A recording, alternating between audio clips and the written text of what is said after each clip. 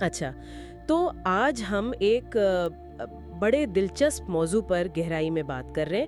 ایک متن ہے ڈیجیٹل غلامی، آزادی کا سراب، جی اور یہ اس خیال پر بات کرتا ہے کہ انٹرنیٹ جو ہمیں لگتا تھا کہ مطلب آزادی دے گا، ہاں، تخلیق کی، اظہار کی۔ بالکل، وہ کیسے غیر محسوس طریقے سے ہمیں اپنی گرفت میں لے رہا ہے۔ صحیح۔ جیسے ہم انٹرنیٹ کو استعمال کرتے کرتے اب انٹرنیٹ ہمیں استعمال کر رہا ہے۔ یہ بہت اہم نقطہ اٹھایا ہے مت نے۔ بات صرف یہ نہیں کہ ہم کتنا وقت آن لائن ہیں، ہاں اصل میں یہ پلیٹ فارمز ہماری توجہ کو کیسے قابو کرتے ہیں، ہوں اور اس سارے عمل میں ہماری اپنی ذات کی جو قدر ہے وہ کیسے وہ بدل رہی ہے۔ تو یہ صرف وقت کا ضائع نہیں؟ نہیں، یہ اس سے کہیں زیادہ گہری بات ہے۔ یہ قدر اور کنٹرول کا معاملہ ہے۔ ٹھیک ہے، تو آئیے اس پوشیدہ جیل والی بات کو تھوڑا کھولتے ہیں۔ یہ جو لامتناہی اسکرولنگ ہے، نوٹیفیکیشنز پہ نوٹیفیکیشنز، جی کیا یہ وہی آزادی ہے جس کا ہمیں بتایا گیا تھا؟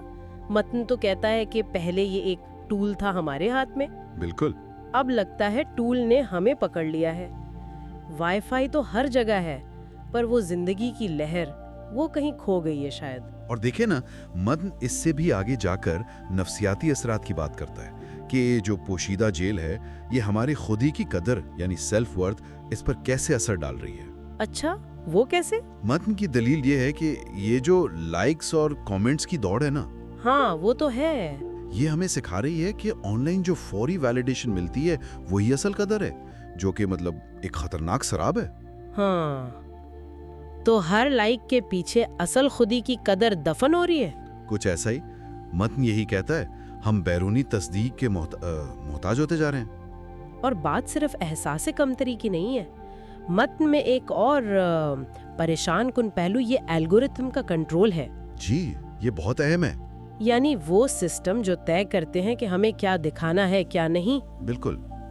تو متن کہتا ہے کہ یہ الگورتھم نہ صرف ہماری توجہ کنٹرول کر رہے ہیں بلکہ ہماری جو تخلیقی صلاحیت ہے ہاں، اسے بھی محدود کر کے ہمیں مطلب پریڈکٹیبل بنا رہے ہیں، زیادہ قابل پیشن ہوئی۔ جی ہاں، کہ ہمارا رد عمل کیا ہوگا۔ ہاں، متن کا لوبے لباب یہ ہے کہ بھی اب وائرل بھی وہی ہوتا ہے جو سسٹم چاہتا ہے، ہماری اپنی اصلی آواز نہیں پہنچتی۔ صحیح کہا۔ تو پھر سوال یہ اٹھتا ہے کہ کیا یہ واقعی آزادی ہے یا یہ ایک قسم کا الگورتھمی اجازت نام ہے؟ واہ! اور یہیں سے متن ایک اور بنیادی سوال کی طرف جاتا ہے۔ دیکھیں، جب ہمارا سب سے قیمتی اثاثہ یعنی ہماری توجہ، ہماری پسند ناپسند، یہ سارا ڈیٹا یہ مفت میں ان پلیٹ فارمز کو مل رہا ہے، تو کیا ہم واقعی آزاد ہیں؟ یہ تو سوچنے والی بات ہے۔ متن کا موقف تو یہی ہے کہ ہمیں آزادی کا ایک بھرم دیا گیا ہے۔ اصل کھیل تو ہماری توجہ بیچنے کا ہے اور ہمیں ایک خاص طرح کے صارف میں کیا کہتے ہیں دوبارہ پروگرام کرنے کا ہے۔ دوبارہ پروگرام؟ جی، یہ صرف مواد دیکھنا نہیں، یہ ہمارے سوچنے کے انداز کو بدلنے کی کوشش ہے۔ یہ وہ احساس ہے جب آپ گھنٹہ بھر سکرول کر کے سر اٹھاتے ہیں اور سوچتے ہیں کہ وقت کہاں گیا۔ بالکل، اور متن کہتا ہے یہ اتفاق نہیں ہے، یہ ڈیزائن کیا گیا ہے۔ تو یہ جو ڈیجیٹل زنجیریں ہیں ان سے نکلنے کا کوئی راستہ بتایا ہے متن نے؟ ہاں، متن صرف مسئلہ نہیں بتاتا، وہ ایک طرح سے بیداری کی کال دیتا ہے۔ کہتا ہے اپنا دماغ واپس حاصل کرو۔ اچھا، ایک سفر شروع کرنے کی دعوت ہے، جیسے سکرول سے روح تک کا سفر، یعنی اپنی توجہ، اپنی سوچ پر اپنا اختیار دوبارہ قائم کرنا۔ یہ تو شعوری کوشش مانگتا ہے۔ جی بالکل، ان خودکار رویوں سے باہر نکلنا آسان نہیں۔ اس میں ایک وارننگ بھی ہے جو مجھے کافی سخت لگی۔